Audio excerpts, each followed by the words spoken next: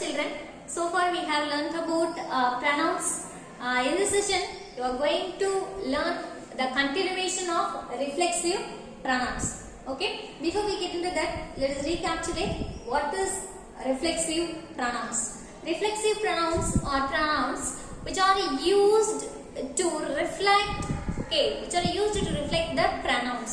அதாவது இந்த pronouns நம்ம எதுக்கு யூஸ் பண்றோம் அப்படின்னா அந்த ஆக்ஷனை அவங்க தான் செஞ்சாங்களா அப்படின்னா தானே செஞ்சுட்டாங்களா இல்ல அவங்களே செஞ்சுட்டாங்களா அவனே செஞ்சுட்டாங்களா அப்படின்றத அதை ரிஃப்ளெக்ட் பண்ணக்கூடிய அந்த வேர்டை தான் அந்த ப்ரனவுனை தான் நம்ம என்ன ப்ரனவுன் சொல்லுவோம் அப்படின்னு பார்த்தீங்கன்னா ரிஃப்ளெக்சிவ் ப்ரனவுன்ஸ் அப்படின்னு சொல்லுவோம். These pronouns are usually refers the subject of the sentence. அதாவது இந்த ப்ரனவுன்ஸ் எல்லாமே எது ரெஃபர் பண்ணோம் அப்படின்னு பார்த்தீங்கன்னா ஒரு சென்டென்ஸ்ல இருக்கக்கூடிய சப்ஜெக்ட் பேஸ் பண்ணி தான் இந்த ப்ரனவுன்ஸ் எல்லாமே எக்ஸ்பிரஸ் பண்ணும். அதாவது அதோட ரிஃப்ளெக்ஷனை எக்ஸ்பிரஸ் பண்ணும். இப்போ வந்து I can listen the music. நான் என்னால மியூசிக்கை லிசன் பண்ண முடியும் அப்படின்னா I can listen the music by myself அப்படின்னு சொன்னா நான் வந்து மியூசிக்கை நானே வந்து என்னால லிசன் பண்ண முடியும் அப்படின்னு சொல்லுவோம். அந்த மை செல்ஃப் அப்படின்னு கூடிய அந்த ப்ரனவுனை தான் நம்ம என்னன்னு சொல்லுவோம் ரிஃப்ளெக்சிவ் ப்ரனவுன் அப்படின்னு சொல்லுவோம். இப்போ இதுல எதனால நம்ம இது ரிஃப்ளெக்சிவ் ப்ரனவுன் தான் சொல்றோம், இது எதை வச்சு நம்ம எது பேஸ் பண்ணி இந்த மை செல்ஃப்ன்றதை சூஸ் பண்ணிருப்போம் அப்படின்னு பாத்தீங்கன்னா ஐன்னு கூடிய அந்த பர்சனல் ப்ரனவுன்ஸ் பேஸ் பண்ணி தான் நம்ம ரிஃப்ளெக்சிவ் ப்ரனவுன்ஸ் மேக் பண்ணிருப்போம் இல்லையா. இப்போ நம்மளோட ப்ரீவியஸ் வீடியோல பாத்தீங்க அப்படின்னா ஃபர்ஸ்ட் பர்சன் செகண்ட் பர்சனுக்கான reflexive pronouns and their examples வந்து பார்த்திருப்போம். Let us look about the third person reflexive pronouns in this session. Okay, in personal இப்ப personal pronouns எதெல்லாம் நம்ம third personல இருக்கக்கூடிய personal pronouns எதை சொல்லுவோம் அப்படின்னு பாருங்க. third person personal pronouns. Okay, இது வந்து எப்படி ரிஃப்ளெக்சிவ்ல மாறும் அப்படின்னு பாத்தீங்க அப்படின்னா ரிஃப்ளெக்சிவ் ப்ரனவுன்ஸ்ல இது எப்படி மேக் ஆகும் அப்படின்னு பாருங்க.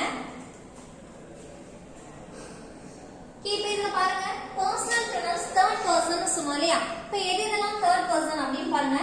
he, she, it and they. Okay, these four pronouns are called personal pronouns in third person. Third personல இருக்கக்கூடிய personal pronouns அப்படின்னு சொல்லுவோம். Okay, what is personal pronouns னா என்ன?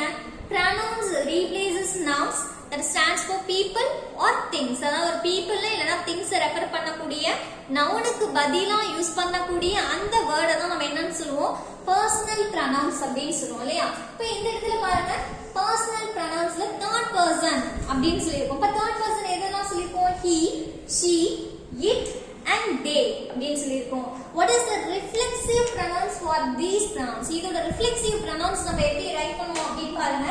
For he we can make it into himself அப்படின்னு சொல்லுவோம். Okay, how can we say this? himself அப்படின்னு சொல்லுவோம். அப்ப he னா என்ன சொல்லுவோம் தமிழ்ல அவன் இல்லனா அவர் அப்படின்னு சொல்லுவோம் இல்லையா. அப்ப himself அப்படின்றது என்ன? he ஓட ரிஃப்ளெக்ஷன் தான் என்ன himself அப்படின்னு சொல்லுவோம். அப்ப himself அப்படினா அவரே அப்படின்னு சொல்லுவோம். இப்போ இது சின்னவங்களா இருந்தாங்கன்னா அவனே அப்படின்னு சொல்லுவோம். For she க்கு நம்ம எப்படி சொல்லலாம் அப்படின்னு பாருங்க herself அப்படின்னு சொல்லுவோம். How can we say this? herself அப்படின்னு சொல்லுவோம். Okay, what is the reflexive form of it? it ஓட reflexive pronoun என்ன அப்படின்னு பாருங்க itself அப்படின்னு சொல்லுவோம். Okay, if it is in singular means we can say itself அப்படின்னு சொல்லுவோம். இப்போ இதுவே more than one thing ஆ இருந்துச்சு, ஒரு பொருளுக்கு மேல இருந்துச்சு இல்ல ஒரு அனிமல்ஸ்க்கு மேல இருந்துச்சு ஒரு பேர்டுக்கு மேல இருந்துச்சு அப்படினா இத நம்ம எப்படி சொல்லுவோம் itself அப்படின்னு சொல்லுவோம் இல்லையா. If it is more than one thing the spelling is different from the self இல்லையா. அப்ப self அப்படின்றது it means only one thing. இண்டிவிஜுவலா இருந்தா நம்ம itself அப்படின்னு சொல்லுவோம். இப்போ இதுவே நிறைய இருந்தா நம்ம எப்படி சொல்லலாம் itself அப்படின்னு சொல்லுவோம். Likewise here we have the one more pronoun that is they. they ன்னு சொல்லுவோம். they னா என்ன அவர்கள் அப்படின்னு சொல்லுவோம். So what is the reflexive form of they? they ஓட reflexive form என்ன themselves அப்படின்னு சொல்லுவோம். இப்போ இது themselves அப்படின்னு சொல்லுவோம். why do we say themselves ன்னு ஏன் சொல்றோம், ஏன் self ன்னு சொல்ல கூடாது? here self refers to the only one person இல்லையா. self அப்படின்றது ஒரு பர்சனை ரெஃபர் பண்ணக்கூடியது. அப்ப self அப்படின்றது என்ன more than one person ஆ இருந்தாதான் நம்ம என்ன யூஸ் பண்ணுவோம் self அப்படின்றது யூஸ் பண்ணுவோம். Okay, this is the basic difference between self and selves. Okay, now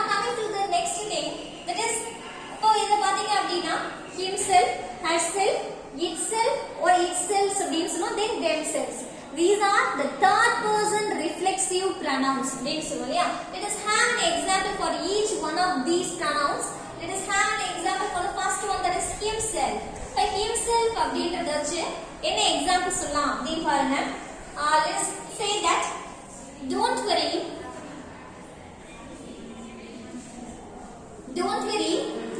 he can, don't worry, he can do it himself. Okay, he can do it himself. இத பாருங்க, don't worry, கவலைப்படாதீங்க, அவனால என்ன பண்ண முடியும், அந்த work, it may be இந்த itன்றது என்னவா இருக்கலாம், ஒரு work-ஆ இருக்கலாம் இல்லையா, ஒரு action-ஆ கூட இருக்கலாம். அந்த செய்யற அவனாலே என்ன பண்ணிக்க முடியும், செய்ய முடியும். He can do it himself அப்படின்னு சொல்லுவோம். What is the meaning of himself? அவரே என்ன பண்ணிக்கலாம், அவரோட வேலையை அவரே செஞ்சுக்கலாம் அப்படின்னு சொல்லுவோம். Don't worry, he can do it himself அப்படின்னு சொல்லுவோம். Okay, now coming to the next example, that is herself. herselfனா என்னன்னு சொல்லுவோம், அவளே அப்படின்னு சொல்லுவோம் இல்லையா, அவங்களே அந்த வர்க்க செஞ்சிட்டாங்க அப்படின்னு சொல்லுவோம் இல்லையா. இப்போ இதுக்கு எப்படி எக்ஸாம்பிள் சொல்லலாம் அப்படின்னு பாருங்க. Let's say that my mother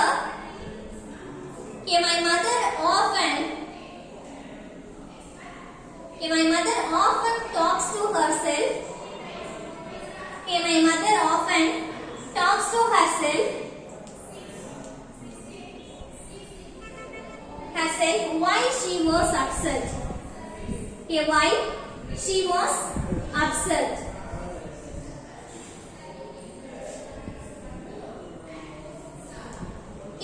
Look at this sentence.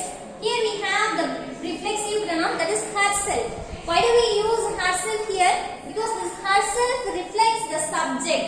இல்லையா, அந்த herself அப்படின்றது எதை ரெஃபர் பண்ணும், reflexive pronouns யூசுவலாவே ஒரு சென்டென்ஸ்ல இருக்கக்கூடிய ஒரு சப்ஜெக்ட் ரெஃபர் பண்றது தான் நம்ம என்னன்னு சொல்லுவோம், reflexive pronouns அப்படின்னு சொல்லுவோம். இப்போ இந்த இடத்துல herselfன்றது எதனால நம்ம இங்க herself அப்படின்றது யூஸ் பண்ணிருக்கோம், because இங்க இருக்கக்கூடிய சப்ஜெக்ட் யாரு, my mother அப்படின்னு சொல்றோம். Here mother அப்படின்றது என்ன, mother is a feminine gender in this sentence. இந்த சென்டென்ஸ்ல mother அப்படின்றது என்ன, it is a feminine gender, that's why we are using herself. அதனால தான் நம்ம என்ன யூஸ் பண்ணிருக்கோம், herself அப்படின்றது யூஸ் பண்ணிருக்கோம். Suppose if it is a father, my father அப்படின்னு கொடுத்தனா என்ன யூஸ் பண்ணிருக்கலாம், himself அப்படின்னு யூஸ் பண்ணிருக்கலாம். இதுக்கு என்ன மீனிங் அப்படின்னு பாருங்க. My mother often talks to herself while she was upset. அதாவது என்னோட அம்மா எப்ப அப்செட்டா இருக்காங்களோ, அப்செட்டா இருக்கிறப்ப என்ன பண்ணுவாங்க, அவங்களே தனக்கு தானே என்ன பண்ணிப்பாங்க, பேசிப்பாங்க அப்படின்னு சொல்லியிருக்கோம். இப்போ இந்த இடத்துல பாருங்க, herself அப்படின்னா என்ன சொல்றோம், அவங்களே அப்படின்னு அர்த்தம், அவளே அப்படின்னு அர்த்தம். Here in the sentence herself refers the subject, that is my mother. நெட்ல mother ரெஃபர் பண்ணுது. Okay, that's why we are using herself here. இப்போ itself அப்படின்னா என்ன சொல்லலாம் அப்படின்னு பாருங்க. itself என்ன எக்ஸாம்பிள் சொல்லலாம், the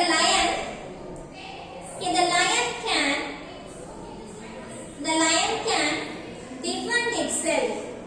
The lion can defend itself. The lion can defend itself. What is the meaning of defend? Defend means protection. இல்லையா, protect பண்றது, பாதுகாத்துக்கிறது அப்படின்னு சொல்லுவோம் இல்லையா, அதுதான் நம்ம என்ன சொல்லுவோம், defend அப்படின்னு சொல்லுவோம். Here the lion can defend itself. இங்க lion என்ன பண்ண முடியும், தன்னை தானே அது என்ன பண்ணிக்கும், பாதுகாத்துக்கும் அப்படின்னு சொல்லுவோம். தன்னை தானே சேஃபா ப்ரொடெக்ஷனா பாத்துக்க முடியும், அதால டிஃபெண்ட் பண்ணிக்க முடியும் அப்படின்னு சொல்லுவோம். இப்போ இந்த இடத்துல பாருங்க, itself அப்படின்னு நம்ம ஏன் யூஸ் பண்ணிருக்கோம், ஏன் நம்ம himself இல்லனா herself அப்படின்னு யூஸ் பண்ண கூடாதா, because it is an animal இல்லையா. இந்த இடத்துல lion அப்படின்றது என்ன, animal, it is the name of an animal. அப்ப அதனால தான் நம்ம என்ன யூஸ் பண்ணிருக்கோம், other than the human beings இல்லையா, ஹியூமன் பீயிங்ஸ் தவிர்த்து மீதி இருக்கக்கூடிய எதுவா இருந்தாலும் நம்ம என்னன்னா சொல்லுவோம், இட்ன்னு தான் சொல்லுவோம் இல்லையா. இஃப் இட் இஸ் ஆப்ஜெக்ட்ஸா கூட இருக்கலாம், or it may be animals or birds, anything else, மற்றது எல்லாத்தையுமே. Okay, other than the human beings, the remaining things we usually call it as it அப்படினா என்ன பண்ணுவோம், ரெஃபர் பண்ணுவோம். இந்த இடத்துல பாருங்க, the lion can defend itself. lion தன்னை அதாலேயே என்ன பண்ணிக்க முடியும், அதாலேயே அதை பாதுகாத்துக்க முடியும், டிஃபெண்ட் பண்ணிக்க முடியும் அப்படின்னு சொல்றோம்.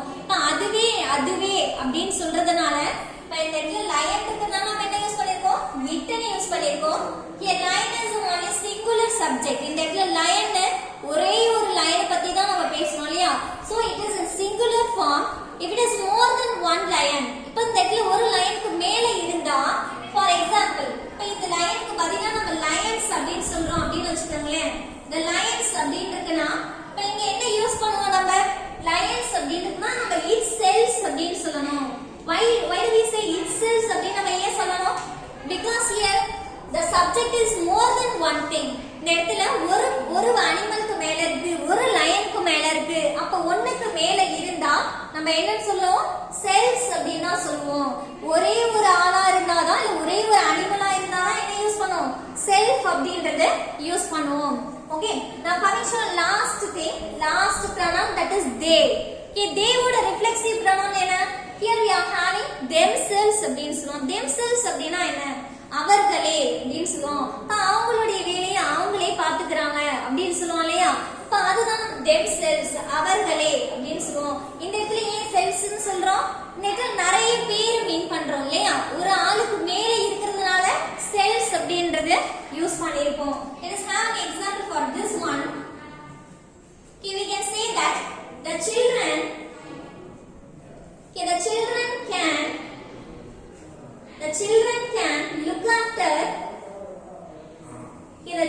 can look after themselves. Okay, the children can look after themselves. Now in this sentence here, themselves refers to the subject of the sentence. இந்த இடத்துல பாத்தீங்கன்னா themselves அப்படின்றதா என்ன? reflexive pronoun அப்படினு சொல்றோம். இப்போ இது எதை ரெஃபர் பண்ணுது அப்படினு பாருங்க. the subject அந்த சென்டென்ஸ்ல இருக்கக்கூடிய சப்ஜெக்ட் என்னது? children. இப்போ children அப்படின்றது என்ன? குழந்தைகள் அப்படினு சொல்லுவோம். இப்போ இந்த இடத்துல நம்ம ஒரே ஒரு குழந்தையை பத்தி பேசல. children அப்படினு சொன்னாலே என்ன? குழந்தைகள். more than one child, ஒரு சைல்டுக்கு மேல இருக்கவங்களா என்ன சொல்லுவோம்? children னு சொல்லுவோம் இல்லையா? இப்போ இந்த இடத்துல பாருங்க more than one person, third person ஆ இருக்காங்க அப்படின்றதுனால children can look after themselves. அவங்களே என்ன பண்ணிக்க முடியும்? பாத்துக்க முடியும், கவனிச்சுக்க முடியும் அப்படினு சொல்றோம் இல்லையா? அப்ப அதனால தான் இங்க என்ன யூஸ் பண்ணிருக்கோம்? themselves அப்படினு யூஸ் பண்ணிருக்கோம். இங்க ஏன் is னு யூஸ் பண்ணிருக்கோம்? self னு யூஸ் பண்ண கூடாதா? No, we don't use like that. Why? Because here the children refers to the more than one person. It is in plural form, so that we have to use themselves அப்படின்றத என்ன பண்ணனும்?